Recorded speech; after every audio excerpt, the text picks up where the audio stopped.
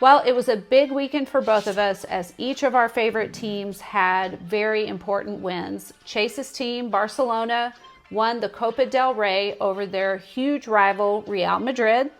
And my favorite team, Liverpool, wrapped up the Premier League in the 34th match week. So we're going to talk about all of that. We're also going to talk about the semifinals of the Champions League, which starts this next week. We have 2 legs of that, and then they will have the championship at the end of May. We're going to talk about all of that and also touch on what is World Cup Club Soccer. FIFA Club World Cup. Is that the right way to say it? Club World Cup. We're going to talk about that as well because that is happening in the United States over the summer. Chase, let's start with Barcelona. They played Saturday. They played against Real Madrid. We have learned that every time they play against Real Madrid, it is a form of El Clasico. They had won the 2 times earlier this year that they had met. This was time number 3. Time number 4 is happening in a couple of weeks. May 11th. And grandma's phone's going off screen. So give us a recap of the Copa del Rey. So in the first 45, the half ended 1-0. And it was pretty much just all Barcelona. They were dominating. It could have been 3-0, maybe even 4-0. There was a penalty that should have been called but wasn't called. Pau Cubarsí was getting to the end of a corner, and all he needed was just like his cleat to just tap it in. But Danny Ceballos pulled him down. He had a hold of his jersey, right? And they didn't call it. Yeah. But I think it was a little bit after that. They said if he'd just gotten one of his studs on it.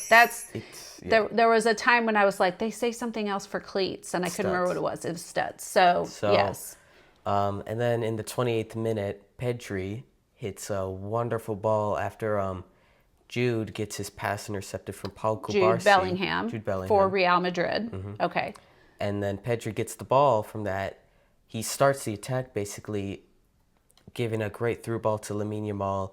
Lamine Yamal settles it, kind of drags 3 players to him, and they don't try and like cover out space or anything. They kind of give him time to do whatever, and then he just makes this pass to Pedri with no one covering Pedri because Jude Bellingham, who should be covering him, and all the forwards are just walking back. So he has acres of space outside the box, and he hits it top right, top left corner. It was a great goal, and Jude Bellingham, who had a good game overall, but in that moment, you see him, and he has his hands on his head, and he's not getting back, and Pedri just outruns him, gets down there, and definitely capitalized. Yeah. So that first half was good. It looked like Barca might just run away with it. Second half was different. So tell us what happened in the second half. So, sorry. It's okay.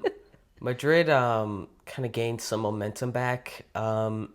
In the first half, the midfield was dominated by Frankie de Jong and Pedri. They were kind of just running circles around that midfield and creating chances and controlling tempo. And even in the first few minutes of the second half, Barcelona was still dominating. But it was one attack that Jude Bellingham started, giving the ball to Vinny, and it forced a double save from Szczesny, the Barca goalkeeper. And when you say double save? When you save it 2 times. Right in a row. Like they kick it, you save it, and they get a rebound off of that and kick it again. Yeah. Okay. All right. And that's kind of when Madrid, they kind of depend on momentum. So that's where they got a lot of momentum going, and they just kept going on attacks, and Barca was just left wide open. And then it's Dani Olmo gets dispossessed by one of the players. It might have been Jude Bellingham again. What does that mean, dispossess? When you get Steal the ball taken away. Okay, all right. And he plays it through to Mbappe, and Mbappe is like one-on-one with another defender, and Frankie de Jong pulls him down, like intentionally fouling him. Oh, okay. Because you don't want Mbappe one-on-one with a defender, because that's more of a certain goal than him of taking a free kick, because he's never scored a free kick ever. But in this instance, he did score a free kick. Okay. And so they fouled him. So Mbappe has the ball. He's going one-on-one pulled down against by one. Frankie. Frankie de Jong pulls him down.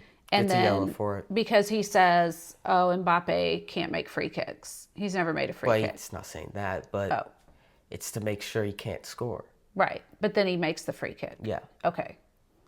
And so he doesn't go the side of the wall. He goes on the side of the keeper. Szczesny kind of cheats a little bit because he thinks Mbappe's going to that side. And the last time they did a free kick, Mbappe set it up. He passed it to someone, and then he kept it there, and Mbappe hit it. People don't count that as a free kick because it's not direct. Okay. And so Mbappe went the other way, it hit the post, and it went in.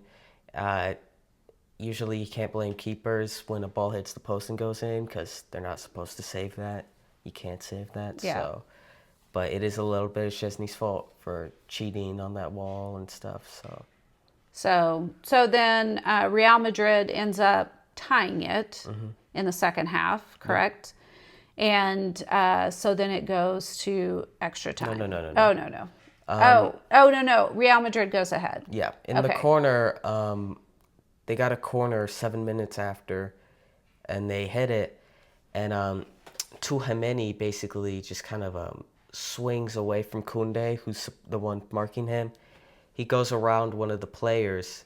Koundé's over here, and the ball comes over here. And Tchouaméni is just able to hit it in freely. Okay. Koundé can't get back to it.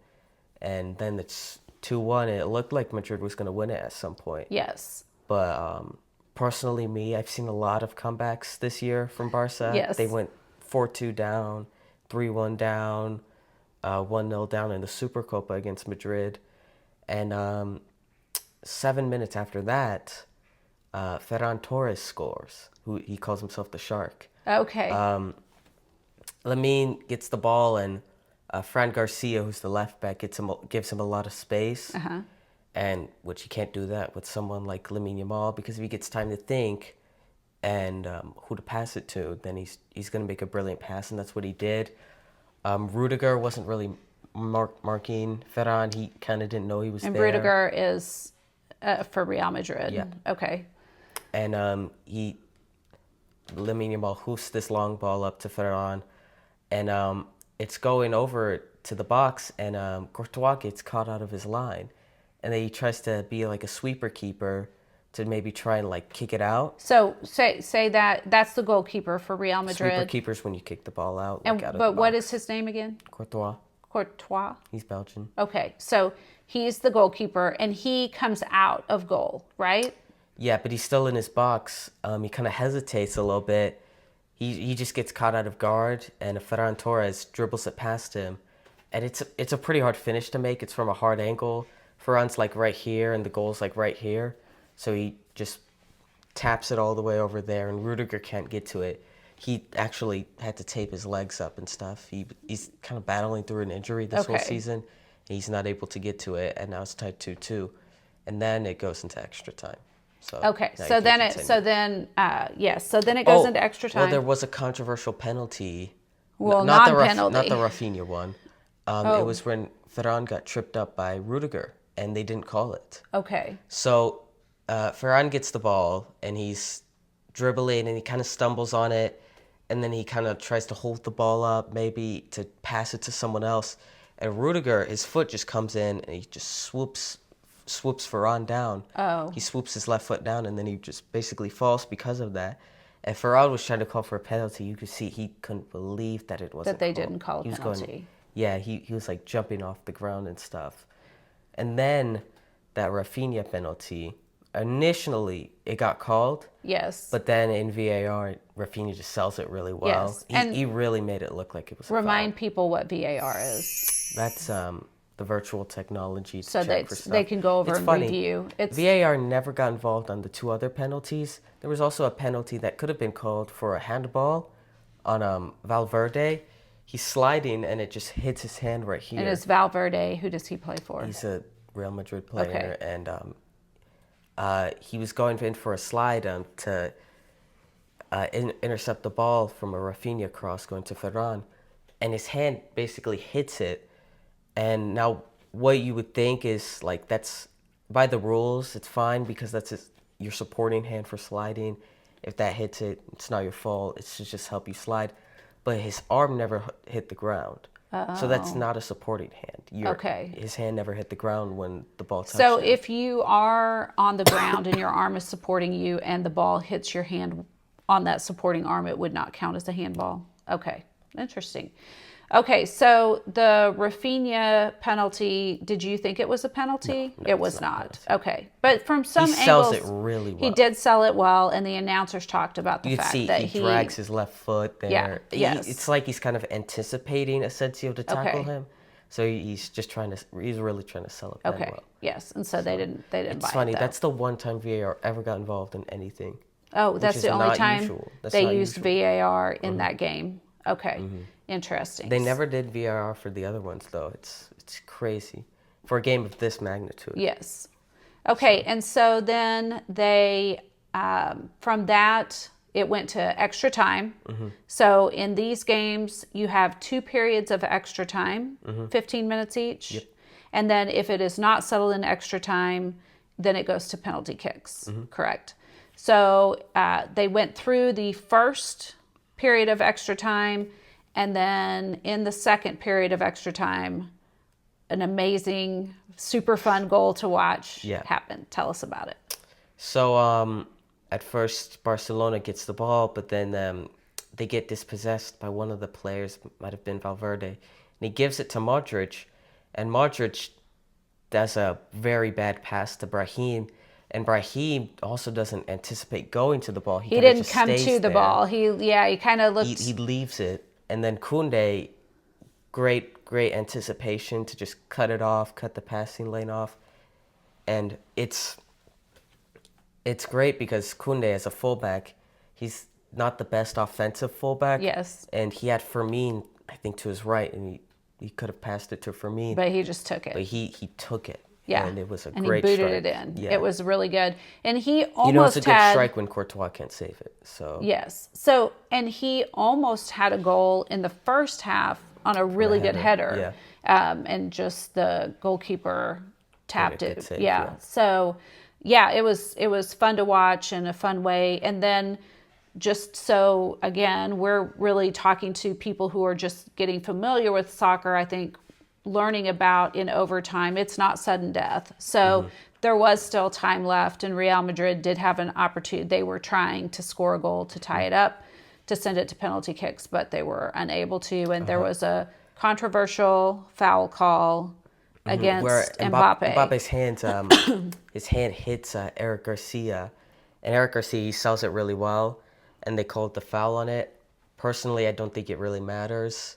Madrid were not going to do anything on it. They really don't have any tactics. They rely on individual stuff, and I think it would have just been a hoofball cross, and it would have gotten cleared, so I didn't think it mattered. And I think they were just, Madrid was frustrated, and so it was starting to show, and so Rudiger kind of threw an ice bag to the ref.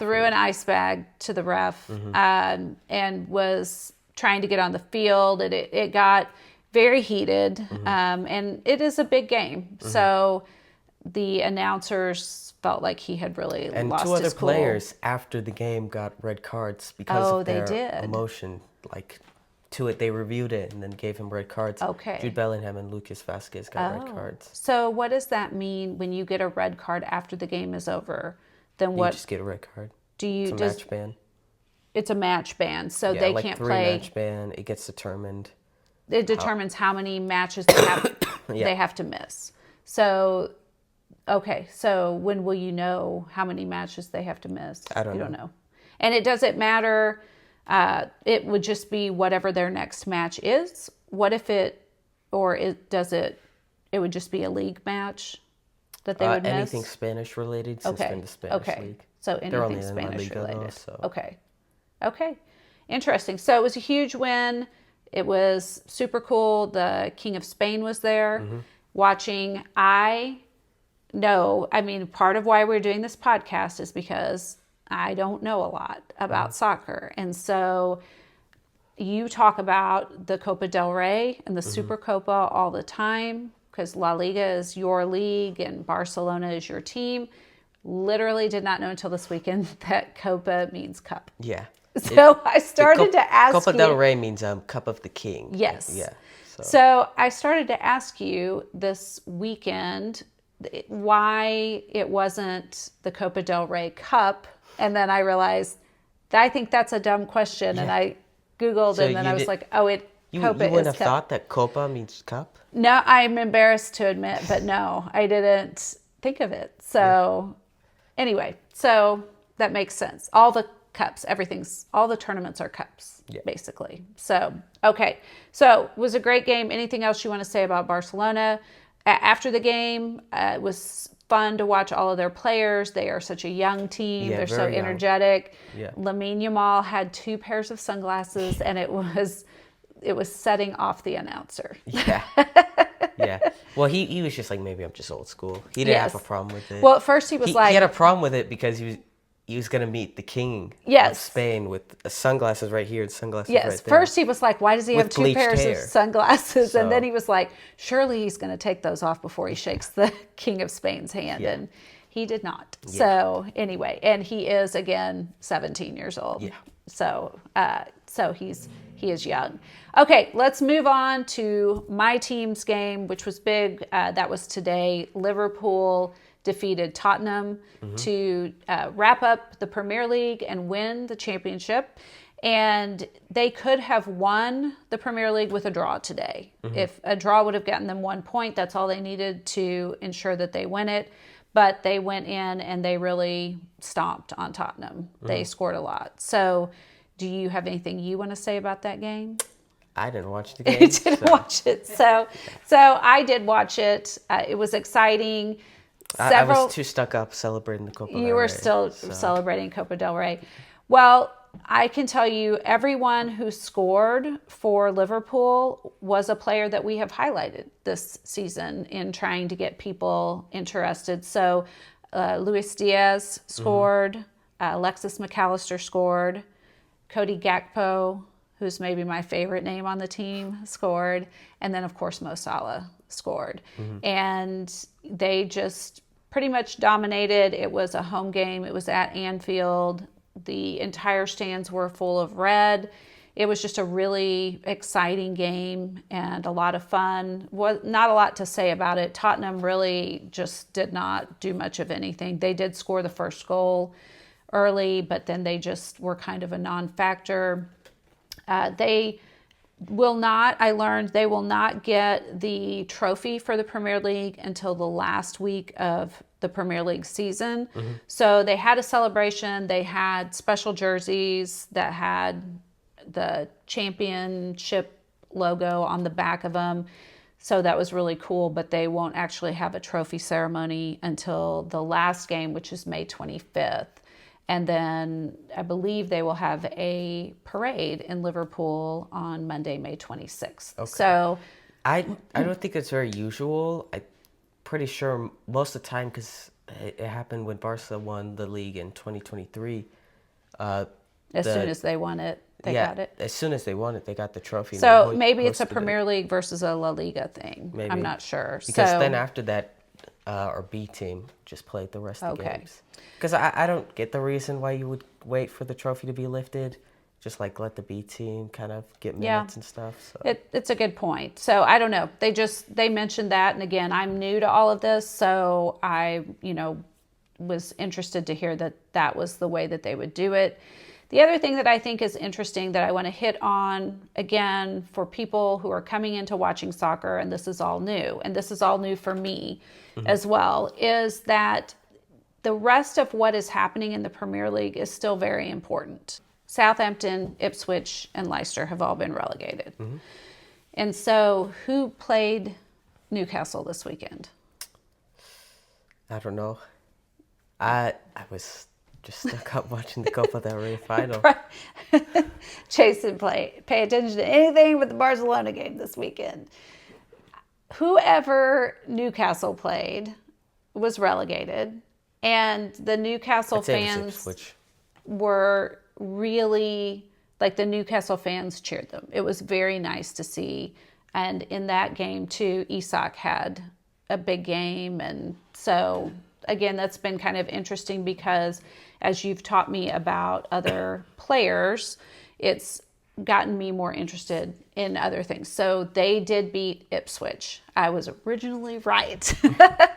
So Newcastle defeated Ipswich. Well, no, you said they were the second relegated team. Yeah, I was wrong about that. But Newcastle beat Ipswich, and my takeaway, the whole reason I'm talking about this, because the Newcastle fans were really supportive and nice to the Ipswich players. So those are silly things that I care about. Yeah. But back to the point I was making is that there is still a lot of importance to the games that are being played in the Premier League, because teams are still jockeying for being in that top 5, correct? So even though Liverpool has cemented their place at the top, the rest of the teams at the top of the table and the middle of the table are fighting to finish in that top section, because as you told us before, you have to finish in the top of the table to be in the Champions League next year. Yep. Correct. And then underneath the Champions League, if you aren't in that top, is it the top 4 or the top 5 that go to Champions League? I think it's top 5 now. Okay. And so then the next few underneath that go into the Europa. Is that correct? Yep. So it's interesting because and then I the think Europa Conference League. Okay. So over here we have our sports tend to build toward a playoff system and then a championship, and that's kind of it. And here it is interesting because you can win your league, but then you're also playing for positioning that gets you into different things for the upcoming year. So it does make games always important, even if you have lost the chance to win the league. Yeah. So something that I find interesting as I continue to become more appreciative of soccer as a sport. Yeah.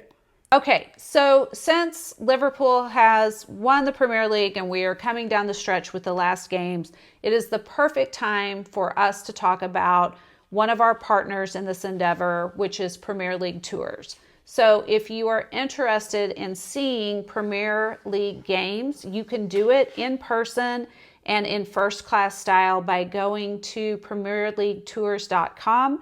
And here's a little look at our friend Paul, who took us around and made sure we had a great time visiting Tottenham and Liverpool. Paul from Premier League Tours again. So we've got a big game tonight. We've got Chelsea v Tottenham. Got a few guests that have arrived from the US, some special guests of ours. As you can see, this is how we do it. We have presents for every single one of them and a little gift from PLT. This is how we do it. So the next thing that we want to talk about is we have reached the semifinal stage of the Champions League. So tell us the 4 teams that are in the semifinals and when those start.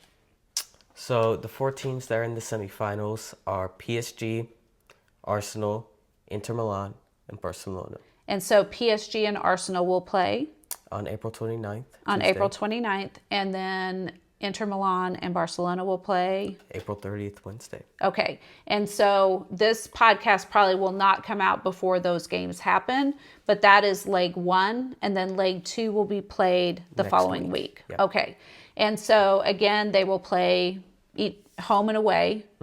And so what are your predictions? Can you be unbiased about the Barcelona-Inter Milan game? Yeah, I can. Okay, so tell us what you think is going to happen with these last 4 teams. So I'm going to get the easy route right now. The PSG versus Arsenal one. Initially, it probably, before the Arsenal versus Real Madrid game, I probably would say that PSG would do really good against them, probably like 2-0 on both legs. But Arsenal are kind of like a Champions League team, where how they're structured defensively and how they pressure teams is really built for championships and stuff, tournaments, not leagues. So I think PSG will have a struggle. At the first leg's at the Emirates, so I'd say it ends 2-2 in the first leg. Okay. I think Arsenal will have a problem struggling with their PSG's fullbacks, Okay. Hakimi and Nuno Mendes. the way they just kind of transition and then go inside boxes and stuff like that. Okay, Not like and so traditional fullbacks. It's just very confusing for defenses Okay. and stuff. So, were you gonna say something? well, say their names again. Nuno Mendes and Hakimi. Nuno Mendes and Hakimi. Okay, so then in leg 2, what do you think will happen? I think it'd be a 2-1 win for PSG. Okay. I think I can't give you the scores. I'll never be good at predicting scores. Anything can happen, but I think it'd be an easy 2-1 win for PSG. But I just don't think though, since how structurally defensive Arsenal are, I don't see PSG getting a lot of goals against them. Okay. But I do see them getting So 2 you goals. think PSG will advance to the finals? And I don't think Arsenal's offense is good enough to go against PSG's defense, though. PSG are pretty weak on set pieces, so that could be something that Arsenal could exploit. But I do have PSG going into the final. So. Okay. So now Barcelona, Inter Milan. So Inter Milan, one thing with them is they're like both overrated and underrated. They're underrated in a sense, really no one watches Serie A, no one watches like Inter Milan, but they're also overrated in that fact that it's an Italian team. They're very defensive. They just hear about how defensive Italian teams are, or Italian teams are, and how defensive Simeone Inzaghi's teams are, okay, and how structured they are, and how tight they are. And Barca have really struggled this year against low block teams, and Inter Milan's what do you low mean block by team, low block? where you hold your defensive line very far back and then your midfield as well. When you say far back, you mean back toward your own goal? Yeah. Okay. So they kind of block in, they're kind of tight in. Yeah. And tight and so they kind of give up your half of the field, but they're They try to like give no space. Okay. Tight spaces only. Someone that I do think could come in like very clutch for Barca would be Dani Olmo, who's a center attacking midfielder. You might have Okay. seen him in the Madrid game. And I thought he was pretty good. He created some good passing lanes for players, set up good triangles and stuff. But Inter Milan is a team that he could really thrive against because he's really good at operating in tight spaces. He's really good at manipulating space and finding it wherever it is. okay. He can anticipate space at times. He's very intelligent. And it's one of his kind of underrated things. People think it's just technical quality, but he's just so like smart Yes. in operating in those spaces. So he could really catch Inter Milan off and grab a goal or grab an assist. I think he'd be really beneficial for that. And if Balde comes back, Alejandro Balde, who you might have saw was in the injured part of the Okay. section, And what's his injury? to him or a muscle like Okay. Pull muscle, something. pull, yeah. Okay. But said he was going to be out for 3 weeks. It was in the Leganes game. If he comes back, he'd be very helpful, especially for Rafinha, because then Balde can occupy those like left pocket spaces, which gives Rafinha places to roam in, to find basically through balls that he could get and Okay. then put in a cross or a shot. So Who has, is there a team that Barcelona has played this year that is similar to Inter Milan? Or, I wouldn't say similar, but they kind of play the same way. A team like Leganes, okay. they play in a low block. Basically, any low-tier Spanish team plays in a low block. Even some high-tier Spanish teams. Okay. But I think it'd be really hard for Barca to break him down. But Inter Milan just recently lost 3-0 to AC Milan, which it's at the San Siro, and AC and Inter share that, so it's not like they lost away or anything. Oh, they share a stadium? Basically, Is that what you're saying? Okay, that's right. I think we talked about that because they're before. both in Milan. Okay. So, I think there are ways that Barca can definitely manipulate the basically disadvantages that Inter have. But Inter are really good at transitioning, so it could also be hard for Barca because they hold a high line. And if they're able to kind of confuse Barca's line, they could convince them or make them accidentally drop and then play a through ball through, and Lautaro Martinez could go through and score. Marcus Thuram, we talked about, who's really good for their system, is injured for the first leg. Oh, okay. And people have kind of been saying this recently, but Inter Milan have a good starting 11, but not a good bench. Okay. They're getting really tired recently. Their coach has even said it. So that's another thing that Barca can exploit. Not like Barca isn't tired, but the players are They're so more, fit. yeah, and they're more. Hansi Flick's really focused They're young, on that. So. right? Too. They're young and they have a deeper bench. Mm-hmm. So your prediction? Ooh, I can't give a prediction. It's so Because hard. it's your team, you can't give a prediction. Well, it's just so hard. I mean, maybe a 2-1. I don't know. It's hard to predict against Inter Milan.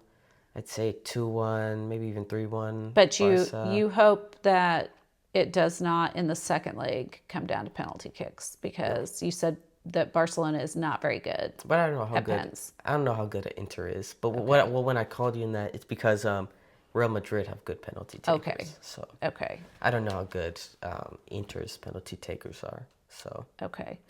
Let's talk real quick about Barcelona's coach, if we can. Hansi Flick. Yes. So tell us a little bit about him. Where did he come from? He's from Germany. He's from Bayern. Okay, so he was at Bayern. Mm-hmm. You have talked about him a lot. This is his first year at Barcelona, correct? Mm-hmm. And, I know part of it is because their team is so young, but it does just seem like he is constantly having a good time and having fun. He's very happy there. Yeah. You did see that when he was coaching Bayern Munich, he always had like a very, very stoic face and stuff like that. When they were beating us 8-2, Hansi Flick was just like sitting in the bench, When he was emotions. with Bayern. And so now... But when we score a goal, he's always like jumping. He has his ears like, his hands like that and stuff. So it does seem that they have a really good, just a really family. Good... Yes, and the culture seems you've got a good mix. You saw it when Koundé scored his goal. Like everybody was celebrating with each other. He's really created a family there, which is thanks to Xavi, the original coach. He really built the family. And so he's just kind of continued that. Okay, so real quick, let's talk about, we'll just touch on this and then we'll do more on this later, but the Club World Cup, what is it? Why is it happening? Is it new? Is it an old thing? What do you know? So the Club World Cup is, it's not historically, it kind of is a new thing, but the system is the first time it's ever been introduced. The trophy is even different to the original Club World Cup. And so it's teams that they picked from basically every side of the continent. So America. Of the world, every continent of the world? Yeah. Okay. I said that right? You said every side of the continent. Oh, sorry. I knew what you meant, but okay. All four corners of the world. So like America has Inter Miami. I think Mexico has one. I think it's Club America. There are some European teams in there like Atletico Madrid and PSG and Real Madrid. There's a Saudi Arabia team, Al Hilal. I think some South American teams. Okay. And so it's kind of the concept of World Cup because they're coming from everywhere, but they're club teams. And so that's going to be played in the United States this summer. And so we will talk about that coming closer because, again, we're hoping to get more and more people in the United States interested in soccer. And this is a great chance to go out and watch some international club teams play, hopefully in your backyard. Yeah. Okay. So there now, are some. Sorry. I think there are some pretty close to us. Yes, there's Atlanta and Florida, LA. I believe the championship will be at the Meadowlands in New Jersey.